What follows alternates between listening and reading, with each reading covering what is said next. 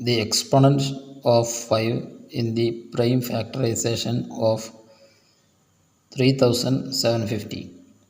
3750 എന്ന നമ്പറിനെ prime factorisation ചെയ്യുമ്പോൾ ഉണ്ടാകുന്ന നമ്പറിൽ 5 എന്ന നമ്പറിൻ്റെ എക്സ്പൊണൻറ്റ്, അതിൻ്റെ പവർ എത്രയാണ്?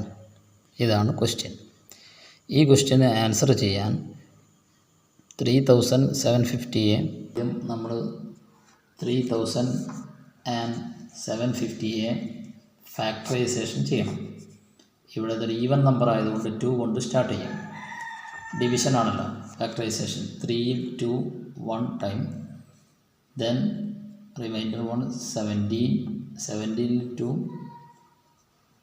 8 times, then 1 remainder 15, 15 to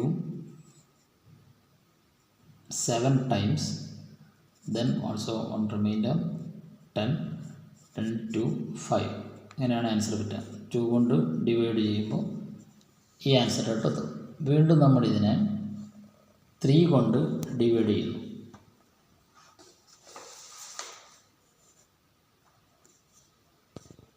18, 6, 7, 2, then 15, 15, 5.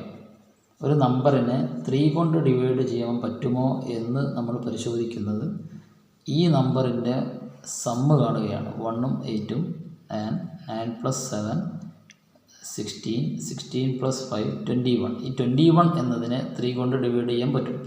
അതുകൊണ്ട് തന്നെ ഈ വലിയ 1875നെയും നമുക്ക് 3 കൊണ്ട് ഡിവൈഡ് ചെയ്യാൻ പറ്റും. വീണ്ടും നമ്മൾ 6 to 5, ഈ 6 to 5ന് 3 കൊണ്ട് ഡിവൈഡ് ചെയ്യും. പക്ഷേ 6 to 5 8 + 5 13 എന്നാണ് ആൻസർ. 13നെ കൊണ്ട് 3 കൊണ്ട് ഡിവൈഡ് ചെയ്യാൻ പറ്റാത്തത് കൊണ്ട് തന്നെ അടുത്ത answer 6ൽ 1, then 1 remainder 12, 12ൽ 5 2 times, then 2, 25 divide 5 times, then 125. once more 5 ഉണ്ട്.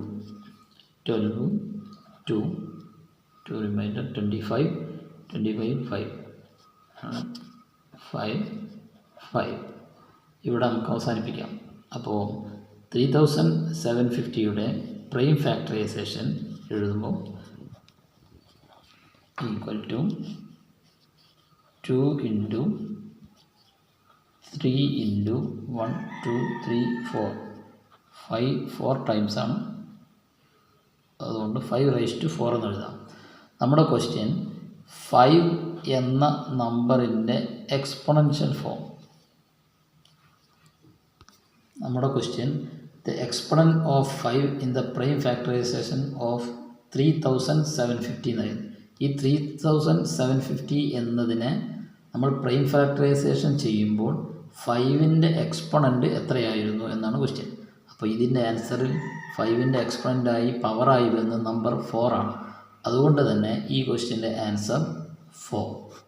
5ൻ്റെ പവർ, അതാണ് 5ൻ്റെ എക്സ്പൊണൻറ്റ്. Okay, thanks.